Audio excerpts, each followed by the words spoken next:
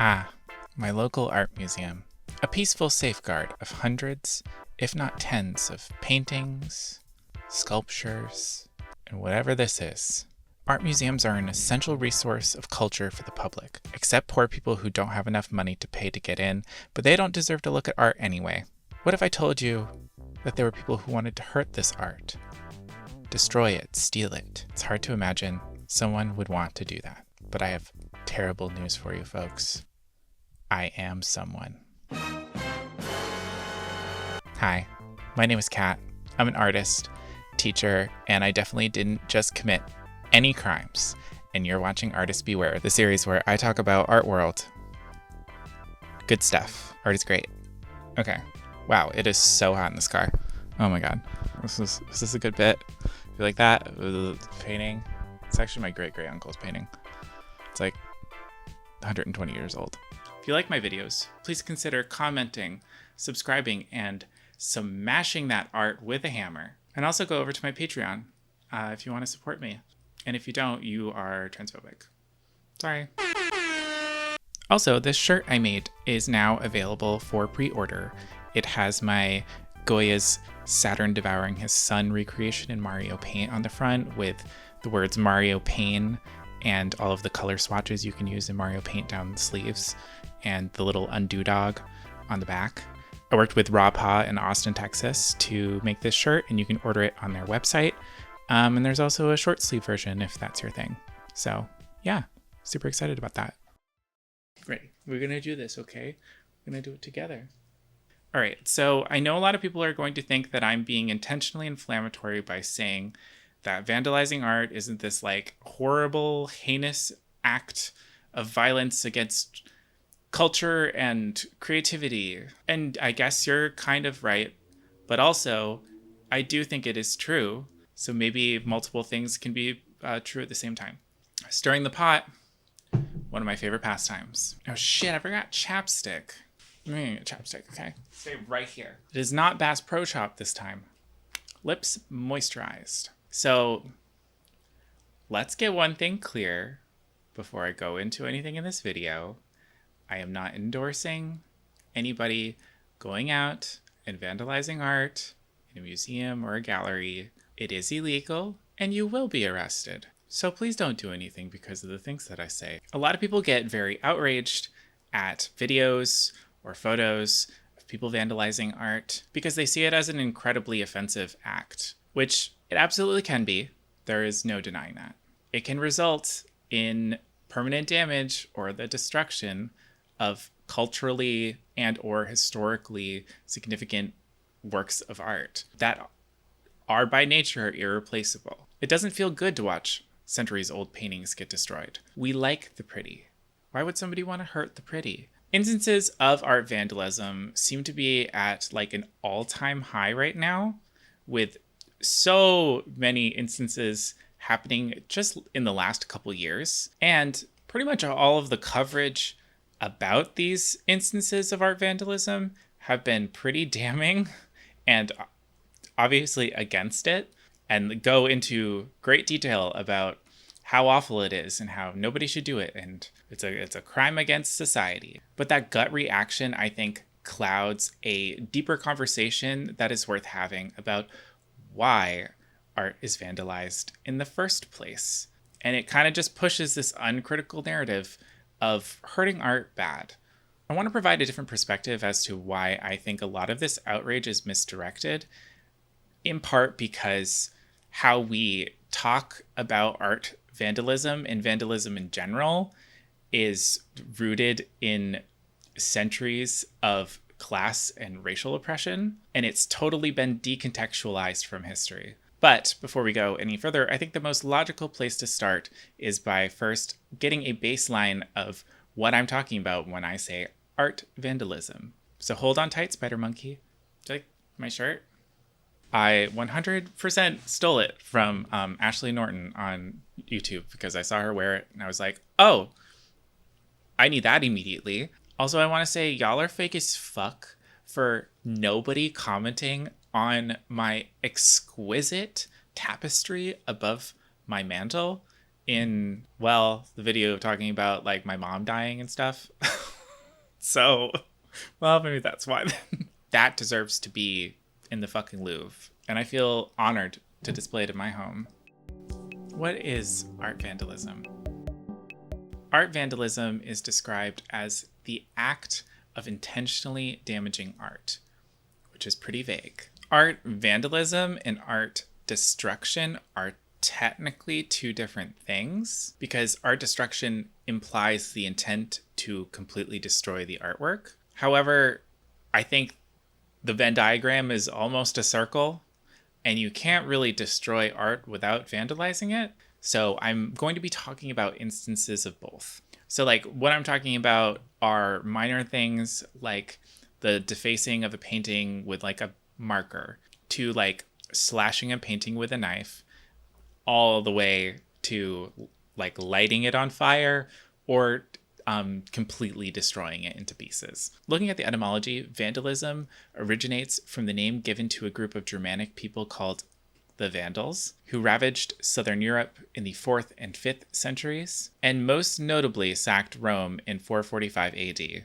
At the time, the Vandals were described as senseless, violent barbarians who went out of their way to destroy artwork. But in reality, they were not any more destructive than the many other groups trying to also invade Rome at the time. The first modern usage of the word vandalism to describe damaging or destroying public or private property was first used by French Catholic bishops during the French Revolution in 1795. They compared the people who were desecrating artwork that celebrated Catholicism and the monarchy as part of their overtaking of those power structures to that of the barbaric German Vandals. This term caught on very quickly with those in power, using it to disparage citizens taking part in the revolution. I wanted to add an asterisk here that Henry Gregoire, the person who coined the term, wasn't totally against the French Revolution. He was just against at how extreme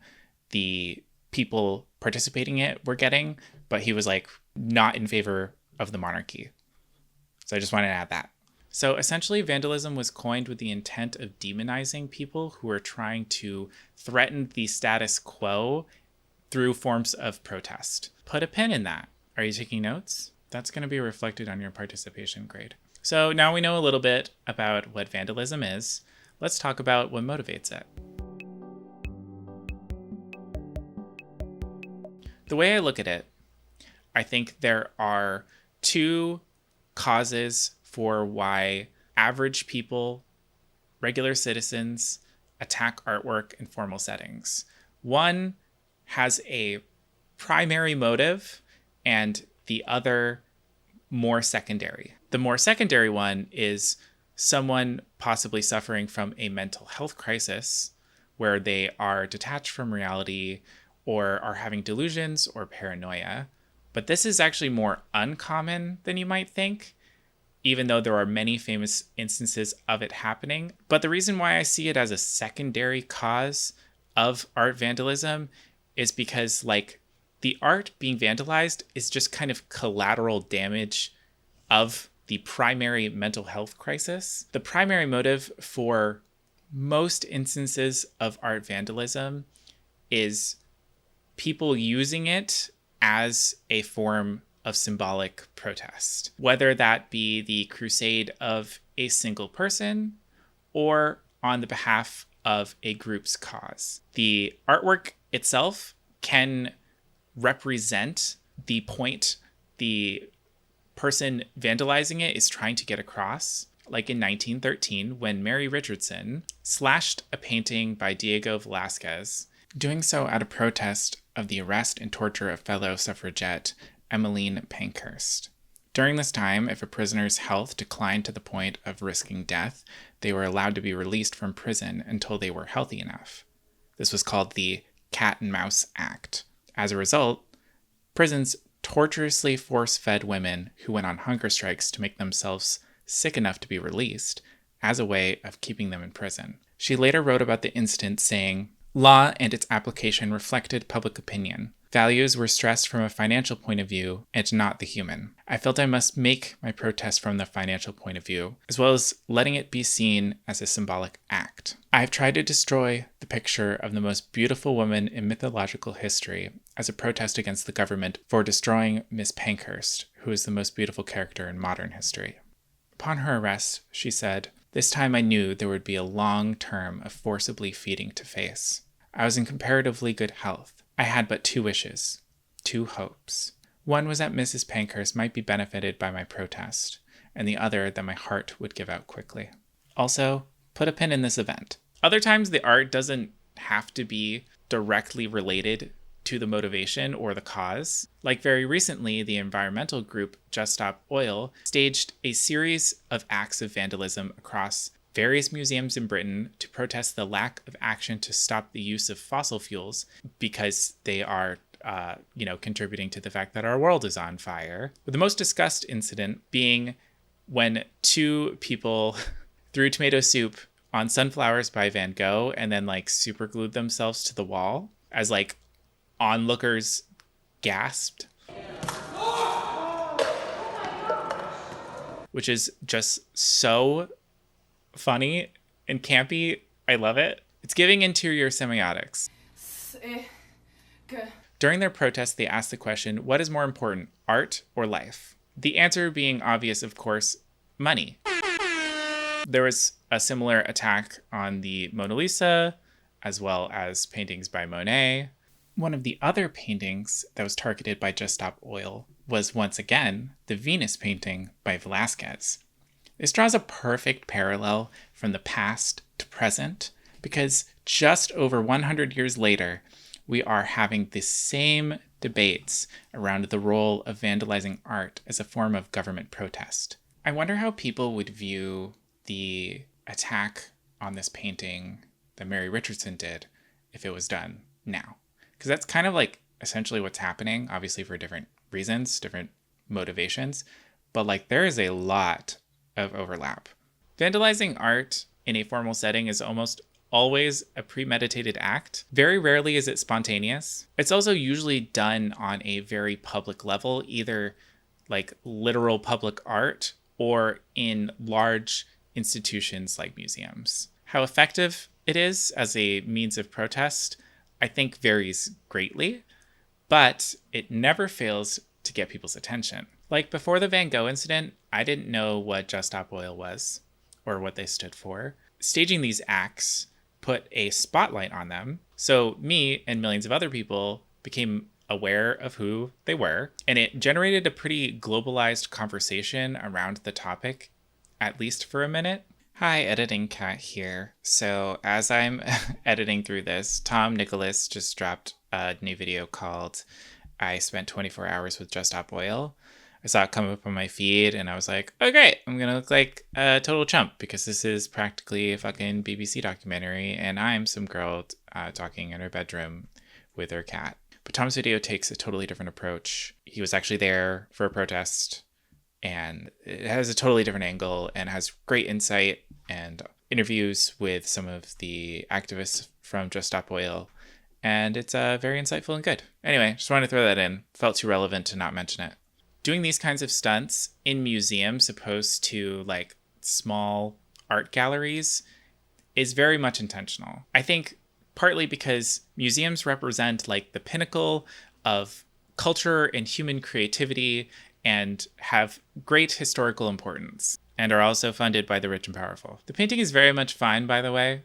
It was protected behind glass, and I guarantee you that they knew that ahead of time, but they were arrested. Speaking of protesting in art museums and its efficacy, Nan Goldin, who is one of the most renowned photographers alive and who has been incredibly influential for me, has spent the last several years going after pretty much every major museum for their continued acceptance of donations in the tens of millions of dollars by the Sackler family, who previously owned Purdue Pharma and created and distributed OxyContin, and lied about its addictive nature for decades, resulting in them being ground zero for the opioid epidemic in America. The documentary All the Beauty and the Bloodshed follows these series of protests Nan Goldin staged inside museums, like filling fountains with prescription bottles or dropping prescription slips from balconies. She jeopardized her career and safety by going after this extremely powerful family who hasn't been held accountable by the law for their damage. She targets museums who display her own work, calling them out for taking donations in the millions. Money made off of the deaths of hundreds of thousands of Americans from the opioid epidemic, demanding that the Sackler names be removed from the museums, and pressures them to not take any more donations. And it worked. I highly recommend this documentary, but also, wow, oh my God, is it a doozy?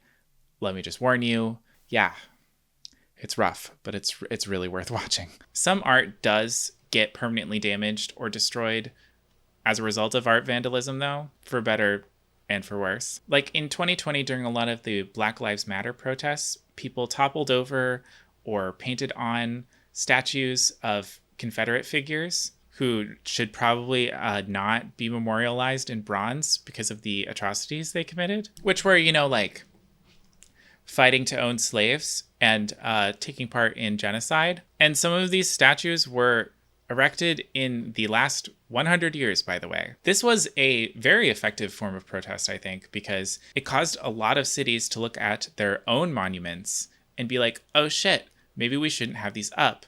Or, oh shit, these are also going to get destroyed. So they took them down before that could even happen. This also happened in Britain at the same time as well. A lot of news outlets were like, no, don't fall over. You're so sexy, monument. Ew. And they defended keeping them up under the guise of they're a healthy reminder of our racist past so that we acknowledge it and prevent it from happening again. To that I say, no. These statues are not a critique of our harmful past. They are, by nature, a celebration of it. They don't acknowledge that our views and our values are different now, and they are just kept up, displayed uncritically, and keeping them is a testament to the continued celebration of people who still share those same ideologies. I mean, do we need another reminder of how absolutely great we are when we have a fucking mountain with our presidents carved into it? An entire mountain, which, by the way, is on sacred Native American land that was desecrated by putting our fucking president's face on it? Do we need anything else? What else do we need? Come on. I absolutely believe there is a way to maintain some of these monuments within appropriate and meaningful contexts so that we can actually learn from them rather than them just sitting in a park with a plaque saying how great they are. So this actually happened. I kind of missed this on my original research, but this actually kind of confirms my feeling that there are ways of displaying these problematic statues and works of art in a critical way that shows shift in culture, which is kind of the point, right, of museums. So this statue of this 17th century slave trader was vandalized and taken down and then put into the city's museum on display, which I was like, oh, okay, good, great. No, that's I think that is a great way of changing the context in which we view these statues. But oh no. A right-wing group called Save Our Statues, it's such a stupid name, wanted to put it back in its original location, and the group purchased all the tickets in bulk in an effort to keep visitors from coming and seeing the statue out of protest of it being in the museum. Oh my God. I feel like I'm going crazy. The display in its current format is a celebration of criminal violence and mob rule. Oh my God. Is the irony? Are they capable of understanding irony? Criminal violence? The taking down of a statue of a slave trader? The emphasis placed on preserving this specific part of American history alongside the rise in conservative leadership who promote the ideas of eradicating actually learning about the real history of our country from the perspective of those on the receiving end of our atrocities and taking it out of our public school systems. I don't think those things are unrelated. My opinion is not a universally held one, though. Anthropologist Lawrence A. Kusner wrote for the Washington Post about why we shouldn't destroy these monuments during the 2020 protests. I understand the affront that Confederate monuments are to those whose ancestors were held as slaves or died preserving our country, and to those who suffer and oppose racism today. However, destroying monuments takes a page out of the playbook of mobs across the centuries, lowering oneself to that moral plane. It's like, yes, monuments and art by marginalized people representing progression have been vandalized and destroyed by oppressive forces for the wrong reasons. And there's an extremely dark history of that happening that I think is worth being conscious of when looking at this topic. So I'm not saying that all art vandalism is a force for progression. There have been instances of anti-Semitic fueled attacks on art. And of course, like the biggest destroyer of art were the Nazis. Again, I think it's like important to look at the actual context here. This is present day America and Britain. And this blanket, like, don't stoop to their level argument is parallel to the belief that like all protests that aren't like perfectly peaceful are wrong, which is an incredible ahistorical crock of shit. Also, like, I don't really want to hear about the feigned concern of public and private property getting vandalized and destroyed when that happens regularly as a result of sports. Could there be a reason why Americans and British people have such a deep historical love of property and land ownership? Definitely not related at all. When regular citizens attack art that represents oppressive forces, it's often a way for those who have been wronged by those systems to feel heard, or that they can even attempt to enact any change at all. And I think this is especially the case in recent years. Look at the examples that I've used so far of environmentalism and racial oppression and police brutality. Also, I think it's funny that people suddenly start caring about the integrity of art as soon as like soup is thrown on a painting or some dumb old Confederate loser has a big fall. Yet there is a chronic lack of non-privatized funding of art museums that partially results in a lot of the museums we have here in America not being free and actually accessible to the public. Also, there has been an ongoing dramatic slicing of art education budgets in public school systems since George W. Bush, who ironically is a painter and a shitty one at that. So it kind of doesn't really feel like anybody actually cares about keeping art alive in present day. And it's just this weird obsession with ideas and values and traditions of the past. Looking into all of this led me to a bunch of different questions. Why do we only view art vandalism as the kind of acts that I've talked about so far? People going into museums and slashing paintings or toppling statues. What about when art is defaced or destroyed or appropriated or stolen and the perpetrators get away with it or are even rewarded for it? And why do some of those perpetrators get to be called artists when others are deemed vandals for doing the same acts? Part 3A, the hypocrisy of Weiwei. Bars. Sometimes when art is vandalized, that act or the results of it can be viewed as art itself. But when the vandalization occurs, who gets to be called an artist and who is deemed a vandal, I think depends on two factors: monetary value and how threatened people are by it. I'll explain what I mean by talking about two contemporary artists, the first being Ai Weiwei. Ai Weiwei is arguably one of the most important artists of our time, and for good reason. His artwork often challenges the injustices committed by the Chinese government, like his installation of 9,000 backpacks on the side of an art museum in Munich, Germany. The number of backpacks represents the number of children that died tragically in schools in the Sichuan earthquake in 2009. This work both memorializes the victims and calls attention to the fact that those schools, which were built by the government, were poorly constructed and unable to withstand an earthquake, which is what led to many of the children's deaths. This was discovered through investigation that Weiwei did because the government also tried to cover up the fact that they knew that these schools were poorly constructed. I bring up Weiwei because other activistic artwork of his involves vandalizing other pieces of art and artifacts, like the series of Han Dynasty vases that he defaced by dipping them in latex paint.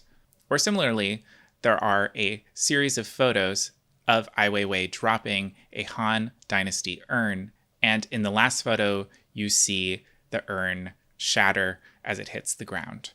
Unsurprisingly, this shocked many people who are upset with him for, destroying cultural artifacts from many, many, many centuries ago, which is the exact kind of reaction that he was trying to invoke. This work draws attention to his concerns that there was a loss of cultural traditions and artifacts during the Chinese Cultural Revolution from 1966 to 1976, and the lack of value of them still being absent now. It is using vandalism to critique something and provoke thought, just like I've explained by the other acts before it. It comes as no surprise that he is detested by the Chinese government. He has been arrested multiple times. He's been put on house arrest. He's been constantly surveyed and even suffered a traumatic brain injury as a result of police brutality, as shown in his 2012 documentary, Never Sorry, which is great and you should watch it. But here in the West, the reception of his work is completely different. He is celebrated as a brilliant mind for these artistic protests. So what makes his artwork different than instances like this? The aggressively negative reception of his work in China is because he threatens authoritative power structures, so of course they're going to hate it. But here in the West, the institutions and the museums that exhibit his artwork don't stand to lose anything by displaying it, because he is a renowned, respected artist and because they aren't the target of his critiques. So it's safe for them to display this work and look progressive while doing so. I keep thinking about how Ai Weiwei would be received here in the West if his artwork was critiquing something in our harmful past, like let's say the destruction of Native American artifacts, which were taken from sites that were desecrated, robbed, and vandalized, and still sit in American museums now, despite some of them literally having been taken off of the bodies of people who were massacred. If he displayed these kinds of artifacts similarly defaced with latex paint or something, or if he was one of the people that was drowning a monument in paint, would it be celebrated by the institutions that show his work, or the cities that have his work as public art, or the news outlets that praise him? Or would it make those institutions maybe a little bit uncomfy because it questions their ethics and they stand to possibly lose something by those ethics being questioned? Or maybe they wouldn't like it because they take millions of dollars in donations from the CEOs of oil companies, which build pipelines through reservations or frack next to them and continue to desecrate indigenous land. And yet places like the Met, which house 18th and 19th century Native American art, have taken $65 million from the Koch brothers. People have this idea that museums and galleries are like this perfect, sacred, apolitical house for culture and art and history, but that is not necessarily true. Museums, art galleries, and especially auction houses can be incredibly slimy and corrupt and are sometimes living evidence of our harmful past. Think about it. How do you think a lot of these ancient Egyptian artifacts got into American museums? You think they were just happily donated over to us for the sake of our education? Many artifacts from other countries are linked to trafficking and smuggling and theft. More than 1,000 artifacts in the Met are linked to smuggling. Sometimes museums give back the artifacts to the countries they belong to. Sometimes they don't. On a segment about this on Last Week Tonight, they bring up a very clear-cut case of this. I'm afraid to use the clip because of copyright, so I'm just going to read the quote from the interview they did with Tess Davis from Boston University. Cambodia learned that Sotheby's, one of the biggest auction houses in the world, was attempting to sell a 1,000-year-old masterpiece for $3 million, the feet of which were still at the temple in Cambodia. Sotheby's was warned by the very experts they hired to appraise the statue that it was, quote, definitely stolen. They knew the feet were still there. Despite what the experts told them, they decided to put the piece on the front of one of the more prominent auction catalogs of the year. Federal prosecutors later forced Sotheby's to return the statue to Cambodia, thankfully. Most restorers and conservationists and people working in museums only have the best interests in mind and really do care about the art and the artifacts in their collection. I mean, hell, my own artwork is in a couple different museums' permanent collections. And it gives me peace of mind to know that it's like safe with people who care about it. And when I worked as a gallery assistant and then was an exhibitions director at a different gallery, I like really cared about what I did and the art that I exhibited and making that accessible to the public. Museums are incredibly important educational institutions and vital in the exchange of cultural knowledge and history. So I'm like not saying that like museums are evil and bad and we should close them all. But I think it's healthy to take a step back and maybe analyze the narrative we have here in the West that we are like the ultimate authority on how to correctly house and protect and display these cultural artifacts from other cultures instead of entrusting them to those it may belong to. This is like an incredibly complex issue with like a lot of gray areas that I'm not qualified to speak on. But I wanted to take a second to dissect the idea that museums are like these holy, sacred, objective entities. Plus, there's no need to worry. If anything gets damaged or destroyed in a museum, it's not like there aren't hundreds of other pieces almost exactly like it behind locked doors in permanent collections or offshore tax haven warehouses that will never see the light of day ever again and are traded between rich people like Pokemon cards to use for money laundering because they see art purely as an investment. The art world is so good. I'm already anticipating people in the comment section being like, well, if you care so much about your art being protected in museums, what if somebody came and vandalized your art? And to that I say, I'll do it myself. I have this painting, self-portrait, that's like, I don't know, 4 years old at this point. It's beaten to shit. I'm gonna drip some very bright acrylic paint and I'm going to clean it off. Most paintings done more than 100 years ago are done with oil because Cosmo, don't jump up here. Why doesn't he understand that I'm trying to record a video?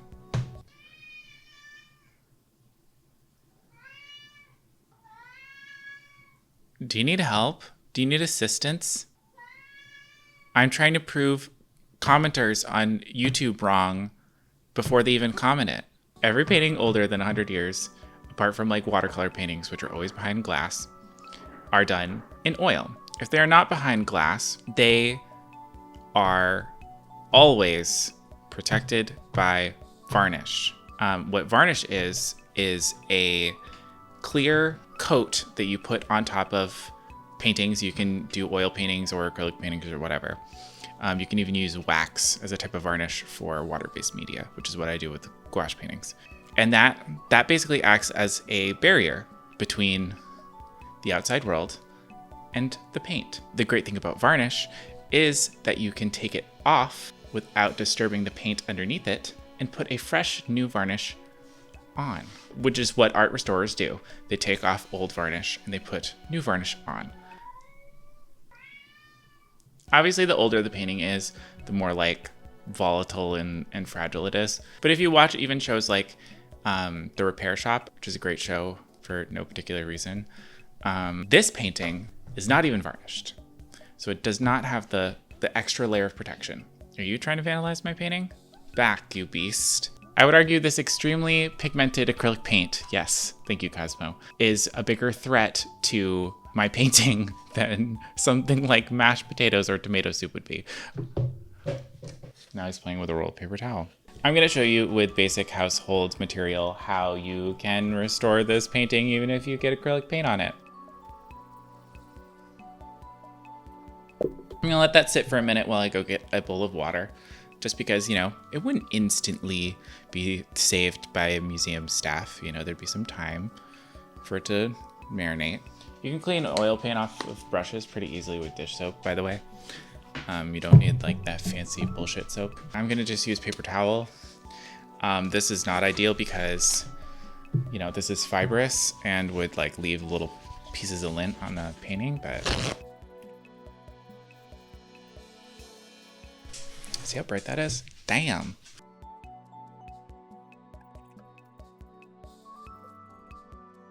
Probably like use a sponge or something, but I don't know, whatever.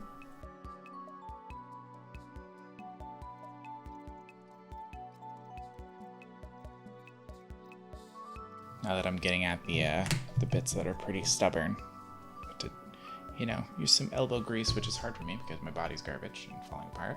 Physical therapist told me to take it easy today, but little did she know I needed to vandalize my own art and then clean it off. Very inconsiderate of her.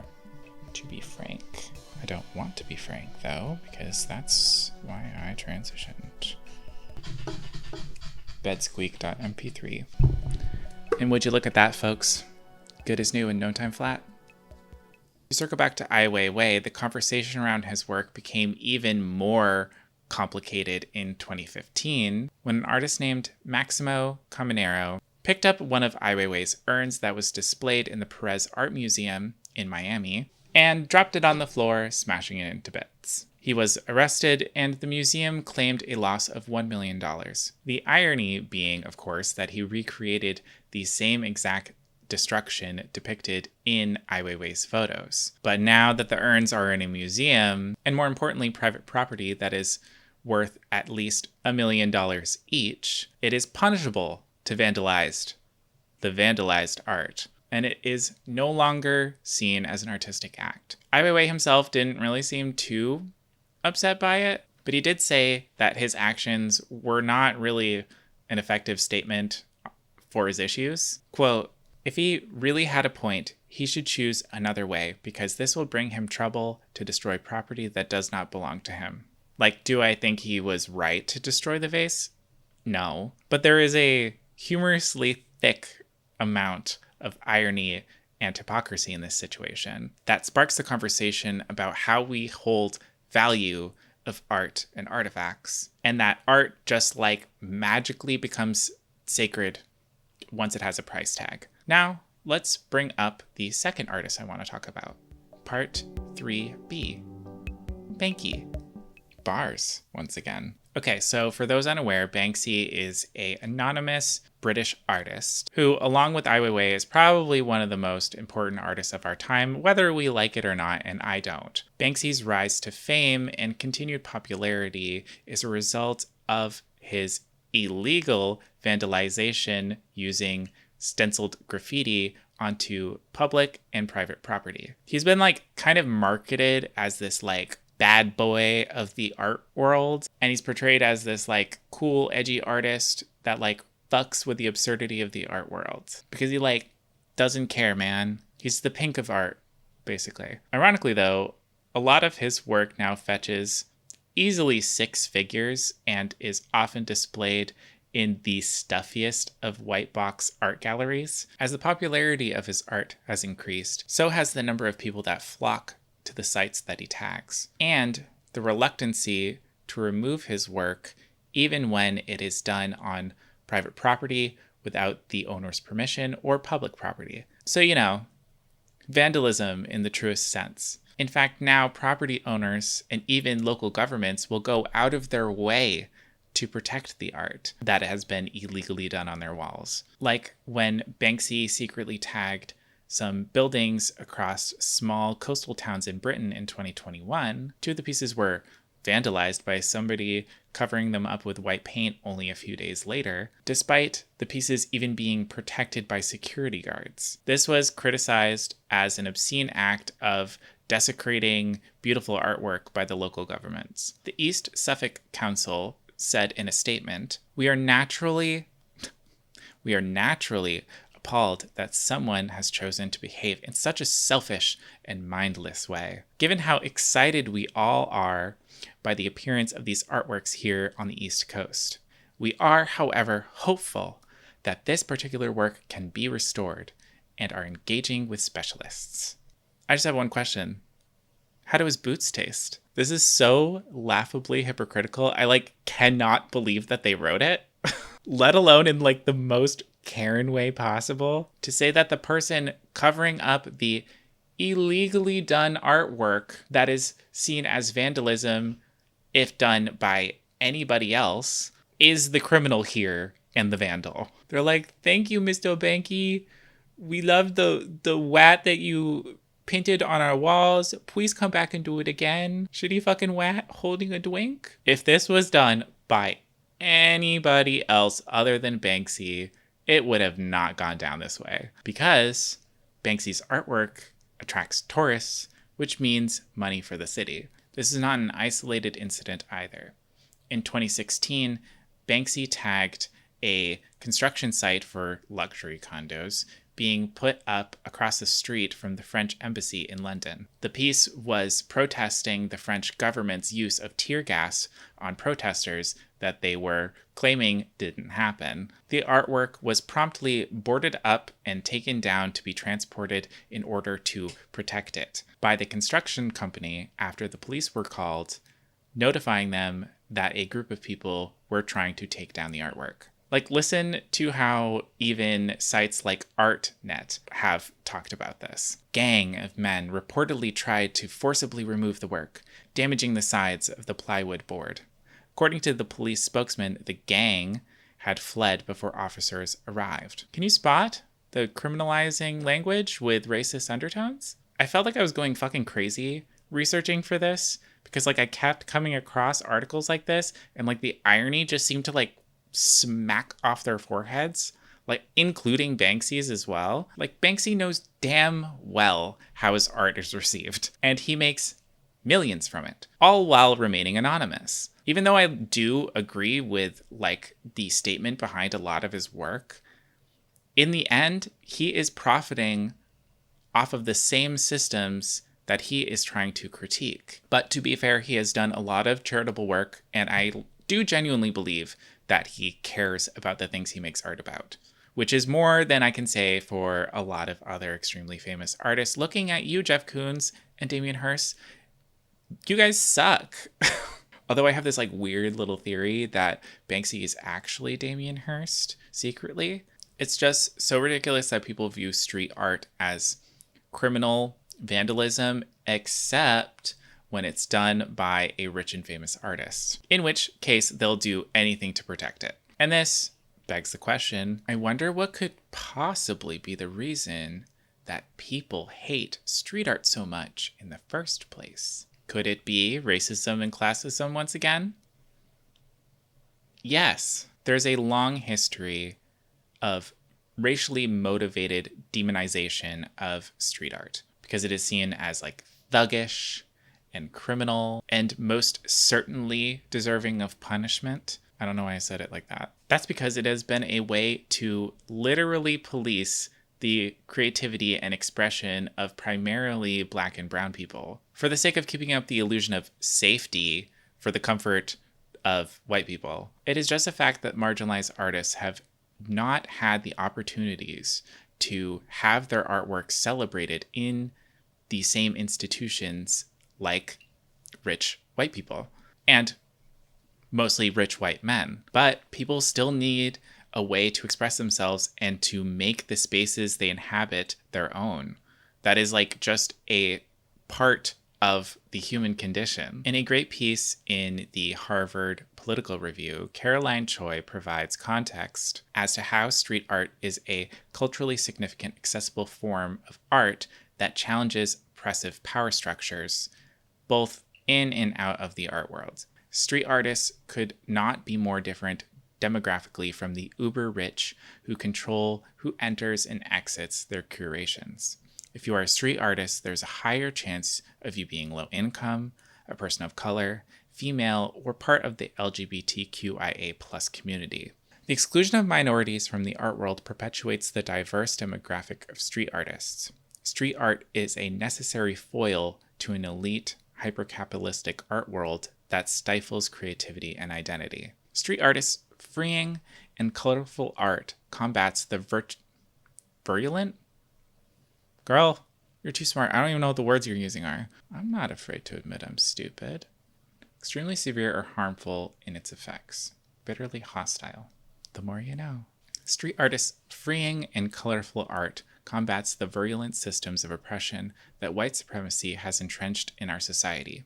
Those same systems which mark their craft as illegal under the guise of vandalism. You can see the direct difference in the way that street art is treated depending on your economic status and skin color when you compare how Banksy's work has been treated to something like the former street art mecca 5 Points in Queens, New York. After decades of famously curated art murals adorning the building by local artists, in 2013, the longtime owner, Jeffrey Wolkoff, had a change of heart fueled by greed, announcing he planned to demolish the building and replace it with, you guessed it, luxury condos. The plans for this demolition and the construction of these luxury condos was unanimously approved by the New York City Planning Commission, and the Landmark Preservation Committee refused to declare it as a landmark to stop the demolition. Soon after this decision, artists woke up one day and without any warning,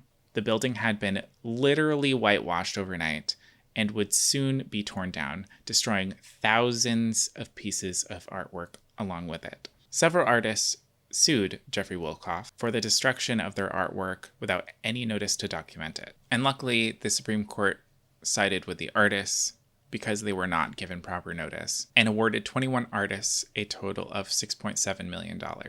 So from the hypocrisy of Weiwei's urns to Banksy's street art and their cover-ups, what rings true is that there's an uneven value placed on art of many forms, depending on if it benefits those in power or challenges their actions. Hopefully now you can kind of see that when I say vandalizing art is good, actually, what I mean is that what we view as vandalism is often viewed through a very narrow and subjective lens that often ignores context and intent, all the way back from the French Revolution until now. And it ignores the destruction of other forms of art, whether that be like street art or cultural artifacts, that happens on a much larger scale and goes unchallenged. Historically, those who are trying to uphold the status quo get to say what kind of vandalism is okay and what is not, depending on whether or not it lines their pockets